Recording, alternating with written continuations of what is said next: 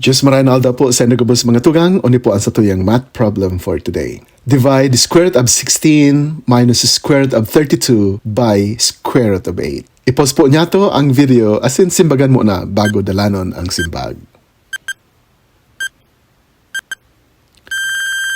Ganyan po, sarabay niya itong simbagan ang problem na ini. Ang klase po kang problem na ini, pwede tang i-categorize under case number 3 kang division of radicals. Igdi po, igwang duwa or mas dakol pang terms sa numerator and igwa lang ning sarong terms sa denominator and ang sa enda pong mga indices pareho. Aron po kang nakaaging video ta on division of radicals, sabi ta, saro lang ang rule na gagamiton ta. Ini pong quotient law of radicals. Igdi po, sa quotient law of radicals, kung igwa kitang nth root of A divided by the nth root of B, pwede ta siyang isurat na saro na lang na radical the nth root of A over B. Ang problema ta po igdi is igwang duwang terms sa numerator. Ang solution ta po dyan is i-split ta in given problem aron ka ini. Kada sarong term sa numerator, pig-divide kang square root of 8. So, ining square root of 16 divided by square root of 8, kinopya si minus sign. Ito pong square root of 32, pig-divide man kang pareho na denominator, square root of 8. Then, ini pong form na ini,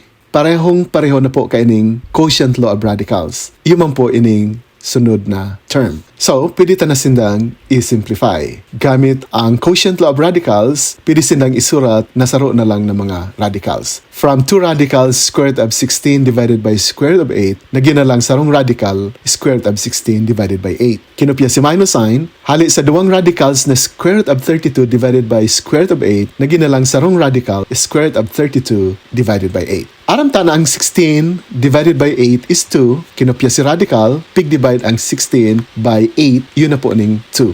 Hindi mo po, kopyahan si radical sign, 32 divided by 8 is 4. Ini pong square root of 2, dahil na siya pwedeng isimplify, pero ining square root of 4, pwede pang isurat na 2, so isimplify po niya to. So yun na po ni ang magiging simbag. Kinopya si square root of 2, kinopya si minus sign, ang square root of 4 is 2. So, ang simbag na sa satuyang problem na square root of 16 minus square root of 32 all divided by square root of 8 is square root of 2 minus 2. Maghirilingan po kita sa dakol pang mga example sa sunod na video. Ini man po giraray si Lando Assistant, Bicolano, taga Calabanga.